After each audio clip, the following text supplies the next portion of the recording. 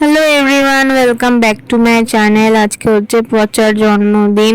এবার পচার 10 বছর পূর্ণ হলো। তো আমরা দুপুরবেলা তাই গেছিলাম ওই বাড়িতে, আর গিয়ে দেখি যে পচাকে খাবার সাজিয়ে দেওয়া হচ্ছে। কারণ অ্যাজ ইউজুয়াল আমরা কোনোদিনই কোনো জায়গায় তাড়াতাড়ি যেতে পারি না, প্রত্যেক জায়গায় আমাদের লেট হবেই। তো খাবার সাজিয়ে দেওয়া হচ্ছিলো, তখন গিয়ে দেখলাম। তো তারপর মা আশীর্বাদ করে নিল, আর এখানে অনেক কিছুকে খেতে দেওয়া হয়েছিল যেগুলো আমার মনে নেই, তোমরা একটু পজ করে দেখে নিও।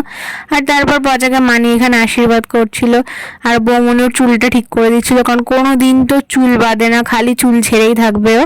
তো তারপর দুপুরে খাওয়া দাওয়া হয়ে যায়, আমরা এখানে সন্ধ্যেবেলা ডেকোরেশন করছিলাম। সবাই ওখানে বেলুন ফোলাচ্ছিল, আর আমি তারপর বেলুনগুলো সাজিয়ে দিচ্ছিলাম। আর পচাকে এখানে আমি রেডি করিয়েছি। তো তারপর ডেকোরেশন হয়ে যাওয়ার পর এরকম কিছু দেখতে লাগছিল। আরও অনেক বেলুন ছিল, কিন্তু সেইগুলো লাগানোর পর প্রত্যেকটা বাচ্চা মিলে একটা বেলুন খুলে নিয়েছে, তাই আমি দেখাতে পারলাম না।